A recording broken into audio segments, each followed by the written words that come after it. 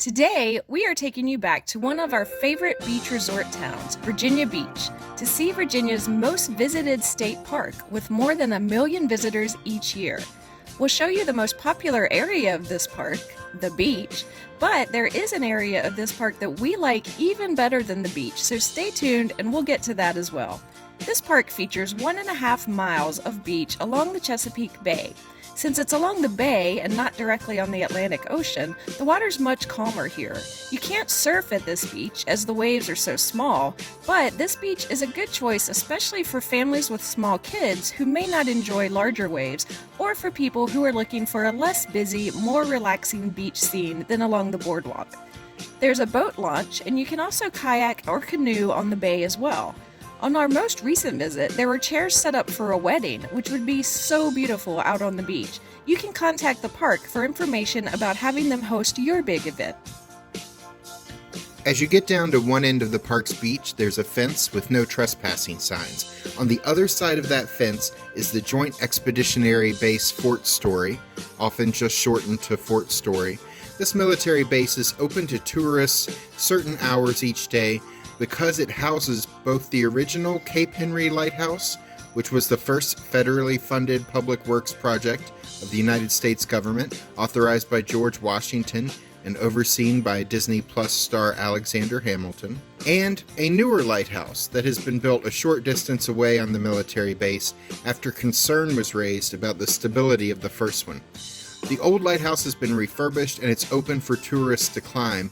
The new black and white patterned lighthouse is still actually an operational lighthouse and is not open for public touring, but you can take pictures of the outside of it. These lighthouses were closed to the public when we visited the area recently this spring, but they are open again now, and you can now visit the area for $10 if you just want to see the lighthouses, or $14 per person if you actually want to climb up the old lighthouse as well. Because it is on a military base, there are some requirements to visit. You can pause the video here if you'd like to read all about those requirements.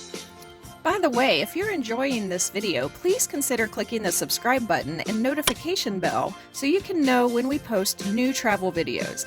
And if you're planning to visit Virginia Beach this summer, click the link above to see our Virginia Beach playlist for everything you need to know before you go. Back to our park tour. Behind the beach is the camping area. The park has campsites both with and without electric and water hookups.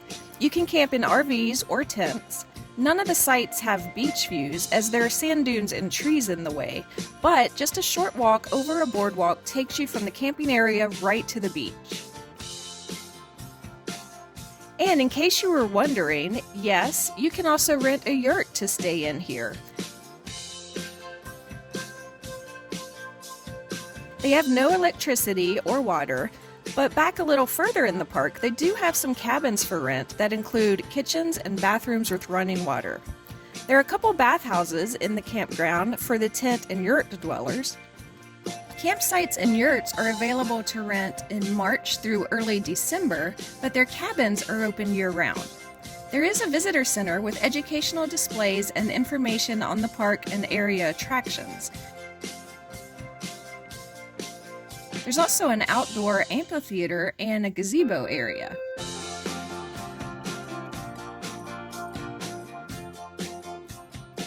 Also attached is the Cape Snack Bar and Gifts. They had some grab-and-go food as well as some cool gift ideas in this shop.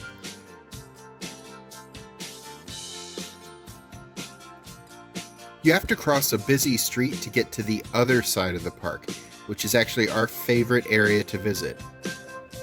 After a short drive, you get to more parking and a trail center that's currently closed due to COVID, though we're told it will be reopening sometime this summer.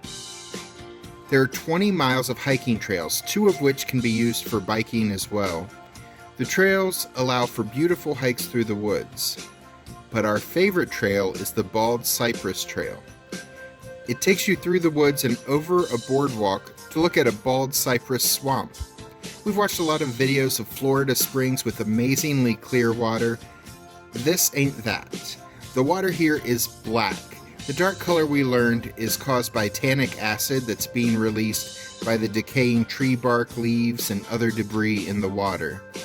This dark water is inhabited by bald cypress trees and feature a lot of objects that look like tree stumps protruding out of the water. But they're not stumps from fallen trees, even though that's what they look like. They're actually called bald cypress knees and are part of the root system of the trees. They're actually believed to provide stability and oxygen to the roots that are sunk down in the mud beneath the swamp water. This whole area is strangely beautiful. We actually love walking through this swamp. This park was largely built by an all-African-American civilian conservation corps in the 1930s.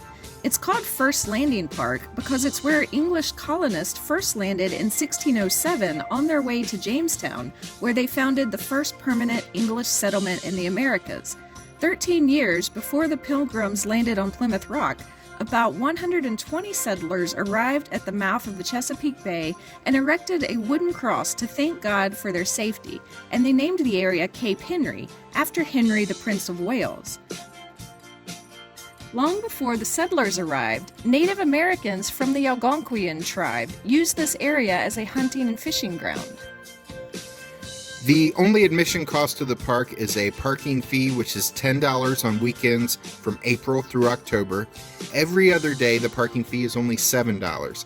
This park is very popular in the summer, and once the parking lots are full, guests are turned away unless you have rented a campsite. The parking lot usually does fill up on weekends in the summer, so if you're visiting in the summer, especially on weekends, we suggest you arrive early.